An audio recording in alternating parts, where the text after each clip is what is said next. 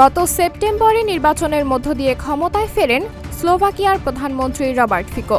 15 মে দেশটির রাজধানী থেকে 180 কিলোমিটার উত্তর পূর্বে হ্যান্ডলোভা শহরে একটি সাংস্কৃতিক কমিউনিটি সেন্টারের সামনে সরকারি এক বৈঠকে যোগ দিয়েছিলেন তিনি। ঠিক সেখানেই আততায়ীর হামলায় গুলিবিদ্ধ হয়েছেন 59 বছর বয়সী স্লোভাকিয়ার প্রধানমন্ত্রী রবার্ট ফিকো। গুরুতর অবস্থায় তাকে প্রথমে নগরীর একটি হাসপাতালে নেওয়া হলে সেখান থেকে জরুরি চিকিৎসার জন্য হেলিকপ্টারে করে বানস্কা বাইস্ট্রিকায় নিয়ে যাওয়া হয়। জানা গেছে, অজ্ঞাত বন্দুকধারী তাকে 5 বার গুলি করেছে। তার পেটে, হাতে ও পায়ে গুলি লেগেছে। দেশটির স্বরাষ্ট্রমন্ত্রী রবার্ট কালিঙ্ক বলছেন, 3.5 ঘন্টার বেশি সময় ধরে অস্ত্র পাচার চলেছে প্রধানমন্ত্রীর। তার অবস্থা আশঙ্কাজনক। প্রধানমন্ত্রী রবার্ট ফিকোকে হত্যা চেষ্টার অভিযোগে একজনকে আটক করেছে স্লোভাকিয়ার পুলিশ।